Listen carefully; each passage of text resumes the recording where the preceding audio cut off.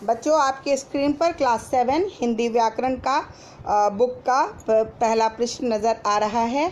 और हम लोगों ने हिंदी व्याकरण में 2 लेसन बल्कि 3 लेसन 2 लेसन को अच्छी तरह से कर लिया है। आगामी रिवीजन के बाद हम तीसरा लेसन शुरू करेंगे। बच्चों, सर्वप्रथम हम लोगों को पहला लेसन का रिवीजन वर्क भी करना है और इसका प्रश्न उत्तर भी मैंने आप लोगों को लिखवा दिया है। आशा है बच्चों आपने इस प्रश्न उत्तर को बहुत अच्छी तरह से अपने कॉपी में उतारा होगा।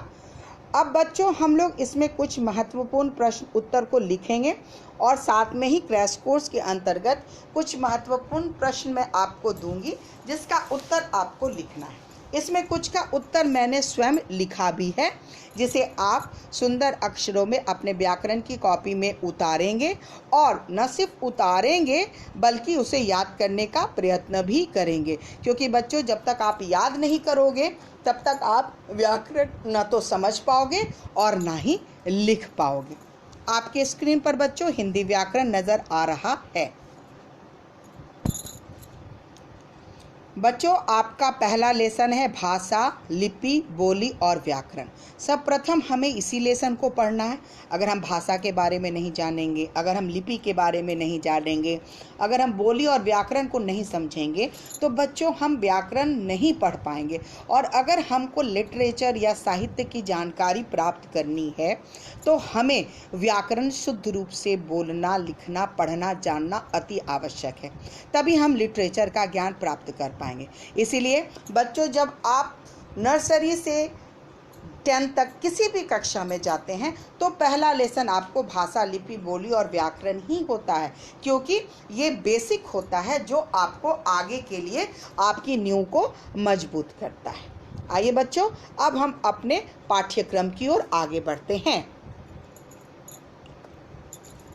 आपके स्क्रीन पर बच्चों आपका क्लास 7 कक्षा 7 क्रैश कोर्स हिंदी व्याकरण पाठ 1 भाषा, लिपि, बोली और व्याकरण और प्रश्न उत्तर लिखा हुआ।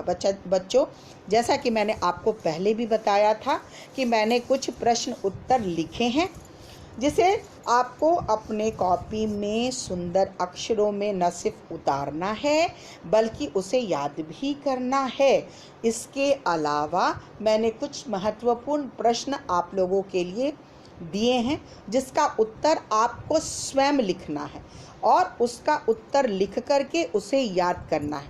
हो सकता है कि ये जो प्रश्न मैंने आप लोगों को दिए हैं ये महत्वपूर्ण हो और आगामी परीक्षाओं में आ भी जाए, इसलिए आपको इसे अच्छे से याद करना है। ठीक है बच्चों, आइए अब हम प्रश्न की तरफ चलते हैं जिसका उत्तर भी मैंने लिखा है।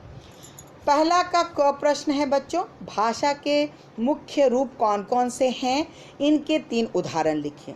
भाषा के मुख्य 2 रूप हैं, लिखित और मौखिक। मौखिक भाषा जब हम बोलकर अपने विचार व्यक्त करते हैं और सुनकर समझते हैं तो उसे मौखिक भाषा कहते हैं।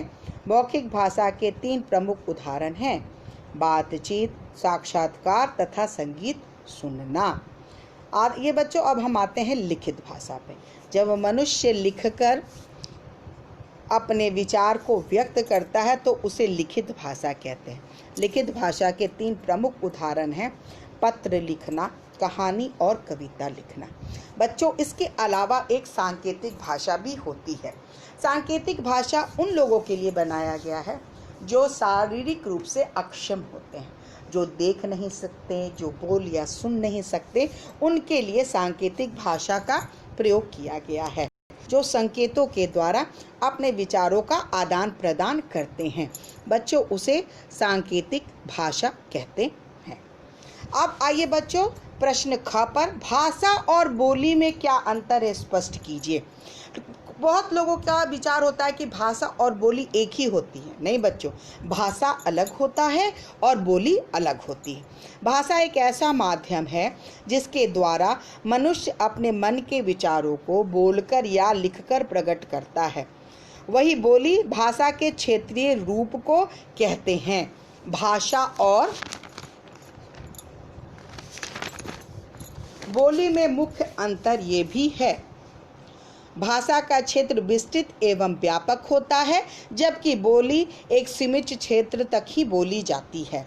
भाषा का अपना लिखित साहित्य तथा व्याकरण होता है, जबकि बोली का अपना लिखित साहित्य नहीं होता। बच्चों, आप लोग जानते हो कि हम जिस क्षेत्र में रहते हैं उसकी भाषा हम बोलते हैं। हम बिहार में रहते हैं तो हम भोजपुरी बोलते हैं, मैथिली बोलते हैं। उत्तर प्रदेश में रहने वाले लोग अवधी बोलते हैं। आप लोग जैसे जानते हैं कि तुलसीदास जी ने रामचरितमानस को अवधी भाषा में लिखा था, क्योंकि वो उनकी क्षेत्रीय बोली थी। आइए बच्चों, अब हम प्रश्न ग पर आते हैं। गद्य तथा पद्य साहित्य में अंतर स्पष्ट कीजिए। किसी भी भाषा के लिखित ज्ञान का संचित भंडार साहित्य कहलाता है, और साहित्य दो प्रकार का होता है, गद्य और पद्य। बच्चों, गद्य साहित्य में हम अपने विचार कहानी, निबंध तथा नाटक के रूप में प्रकट करते हैं। पद्य साहित्य में हम अपनी बात कविता के रूप में प्रकट करते हैं।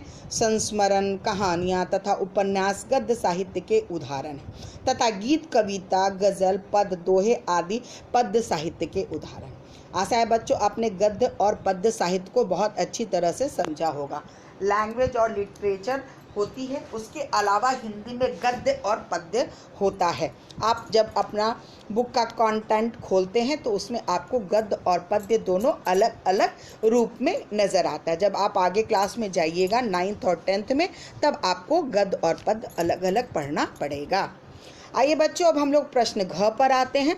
व्याकरण किसे कहते हैं, स्पष्ट कीजिए। बच्चों, व्याकरण वह शास्त्र है जो हमें किसी भाषा को शुद्ध रूप से बोलना तथा लिखना सिखाता है। भाषा के कुछ नियम होते हैं।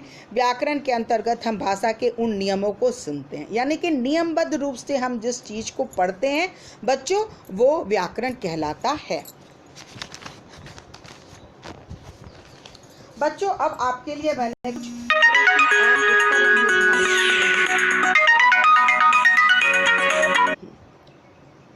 मैंने कुछ प्रश्न और उत्तर दिए। भाषा के मुख्य रूप कौन कौन से हैं, उसके 3 उदाहरण लिखिए। भाषा और बोली में क्या अंतर है। गद्य और पद्य साहित्य में अंतर को स्पष्ट कीजिए। व्याकरण किसे कहते हैं उसे स्पष्ट करें। नीचे दी गई कुछ भारतीय प्रांतीय भाषाएं हैं, वो किस क्षेत्र में बोली जाती है आपको लिखना है। मराठी किस राज्य में बोला जाता है। तमिल, तेलुगु, कोंकणी, असमिया, हिंदी, बांग्ला किस राज्य में बोली जाती है। नीचे कुछ विदेशी भाषाएं और क्षेत्रीय भाषाएं हैं, जिसे छांटकर आपको उस देश का नाम और उस राज्य का नाम लिखना है। रूसी, कोंकणी, उड़िया, फ्रेंच, जर्मन, कश्मीरी, मलयालम, जापानी, स्पेनिश और मराठी। नीचे दिए वाक्यों के सामने आपको भाषा का रूप लिखना है। नानी कहानी सुना रही है, कौन सी भाषा है, मौखिक है या लिखित है, उसे आपको लिख देना है। मैंने कक्षा में कविता सुनाई है, मौखिक है या लिखित है, इसे आपको लिख देना है। रोहन ने पत्र लिखा, ये मौखिक यह है या लिखित है, इसे आप लिख देंगे। आशा है बच्चों आपको पहला लेसन अच्छी तरह समझ में आ गया होगा। धन्यवाद। भेजो बेटा जल्दी से।